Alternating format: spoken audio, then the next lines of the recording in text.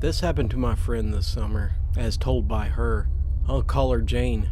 Jane is a nurse who works a specific shift at a local hospital, and she keeps a very consistent schedule. She gets up at 5 a.m., takes a shower, then she heads off to work. Jane lives in a bungalow a block away from the Green Lake in Seattle.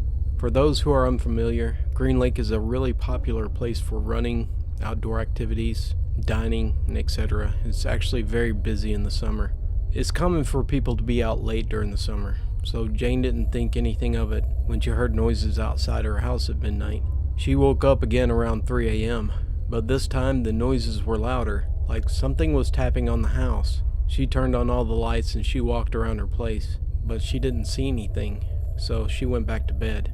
She felt uneasy and she didn't sleep very well. She woke up just before her alarm went off at 5 a.m.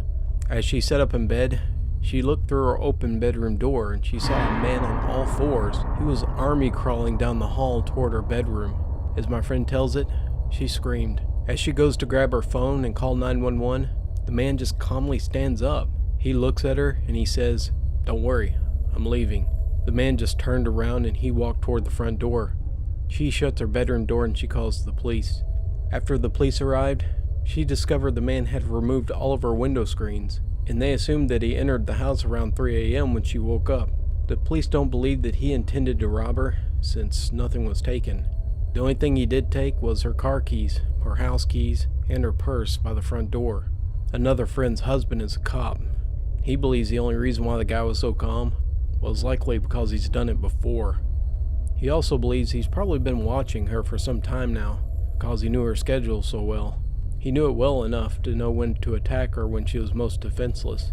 Whether he took her keys to mess with her head, or because he intended to come back, is beyond me, but it's creepy. Here's an old family story that comes from my late great-grandmother. She was a hardy, rural Yugoslavian woman, if there ever was one. Back in the old country, a family member had died. It was the dead of winter, and family had to gather for the funeral. They conducted a nice service, and in the evening had all retired to a home they were staying in the village. You have to understand, those were small rural Eastern European villages. There were only like 30 residents to this day. I've visited. Anyway, it was snowing heavily and the wind was howling, and the mourners drank and shared memories of the deceased. All of a sudden, someone near the window heard knocking, and they went to investigate. Upon looking outside, the unlucky mourner was greeted by an apparition of the dead woman they just buried earlier that day, knocking on the window and the door. Everyone inside was terrified, and they remained huddled inside until it stopped. The next morning, when they went outside, they had to look around. The body of the dead woman that was buried, she was lying in the snow under the window, frozen solid. She'd been accidentally buried alive. She made her way out of the grave and back home, only to freeze to death, pleading to be let inside. Everyone thought she was a ghost. My great-grandmother was in attendance as a little girl. She swore this was true until she died. It's not a ghost story, but it's horrifying nonetheless. My grandfather, Papaw, he died in a car accident when I was still an infant. Naturally, my mother, always a daddy's girl, tried to ensure us that we had some idea and a concept of him growing up. We had dozens of photos of Papaw and my grandmother around the house. I spent a very early childhood with a solid idea of what my grandfather looked like in life, with the exception of his height. For some strange reason, every photograph that was taken was while sitting, but it was definitely him, with his dark hair and his eyes, and his spectacular 70s eyeglasses. I don't remember when it started, but I began to get visits from Papaw. He would come into my room at night and he would sit at the foot of my bed. I was never frightened, because I knew that it was Papaw. He would stand by my pillow and he would brush my hair from my forehead. He would pull the blankets up around my chin. He would often just stand in the doorway, which silhouetted him against the living room light. I remember exactly where he stood from the door frame, due to the stickers I placed everywhere. He was short. He only came up to the scratch and sniff pickle, and he never spoke. These visits went on for many years. One Christmas I decided I wanted to make Papaw a card. I worked very hard on my construction paper and glitter monstrosity for hours. Eventually I caught the attention of my mother, and she wanted to know who the card was for. I told her it was for Papaw, and when she didn't seem too concerned, I told her about the nightly visits and how nice I thought it was that he still came to visit his granddaughter. She asked a few questions about what he did, and I grew more excited, and I rushed over to my bedroom door and I showed her where he stood. I remember asking, "Do you think he smells a pickle? Because that's where his head is." It was then that I learned that my grandfather had not been a short man. As a matter of fact, he was a very tall man. My stickers didn't go high enough to reach his 6'4" height. I have no idea who that man was who visited me so many years, but my mother swears it was not her father.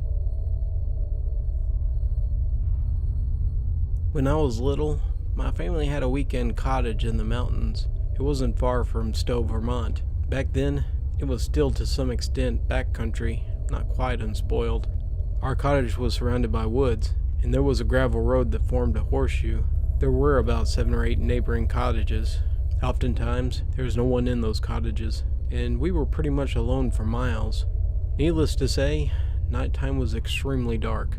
One summer night, we were all sitting around on the carpet. We were watching Star Trek or something, and someone knocked softly on the screen door. It's a woman, and she's wearing a house dress. She looks pretty sweaty and out of breath.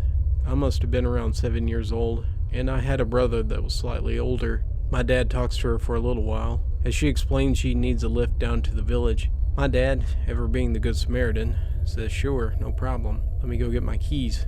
They both leave my dad's cutlass, leaving my mom, my brother, and I sitting. Still, the screen door was open, and we were all watching TV on this warm but pitch dark summer night. Meanwhile, my father was driving this woman down to the village, a good 30 minutes each way. He begins to talk to her and pay closer attention to her. He noticed that she is barefoot, and her dress is all torn and muddy. She explains that her husband lives in a cabin with her in the woods, and they had a huge fight, and that she ran away through the woods since he intended to kill her. She had lost her shoes in the woods, and she ran through brambles and branches, and in her panic to escape, they fell off. Now, my dad was at least 30 minutes from home, and he knows that the first house this murderous guy would encounter was going to be his cabin, where we're all sitting around, completely oblivious. Every door and window was open. Cell phones were rare at this point, and he has no way to reach us. He drives a woman to some friend's house. He urges her to call the cops, and he races back to the cabin. He was wondering if he was going to find us dead or not. It was a different era, I guess, because it never occurred to anyone to call the cops just in case. I still remember him getting home and calmly and icily locking every door in the house, and he sat by the door. He tried not to convey how scared he was. That's not even the creepiest part, though. A couple of days later, my brother and I were looking around the cottage, and we noticed hand and face marks on the windows, where a tallish person had pressed his face against the glass. We also explored the woods over the summer, and we actually found the woman's shoes stuck in the mud, as well as their utterly trashed cabin. Someone had absolutely destroyed the place, breaking every glass and picture frame and throwing all the belongings out the window. That's one creepy place.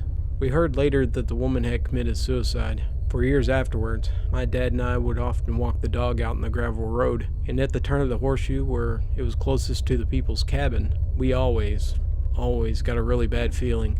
They were long gone, but the hairs would stick up on the back of my neck.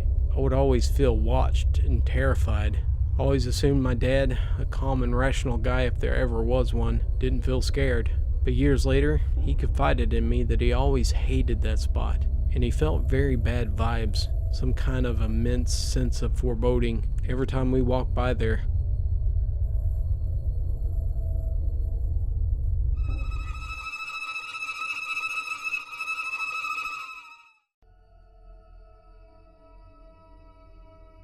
Hello, Dallas here. Thank you very much for joining me. Well, I hope you enjoyed it, and I hope you join me again for the next time I do this. Hopefully I'll do it soon, I'm not sure. But I had a lot of fun doing this. And always remember, the more real it is, the creepier.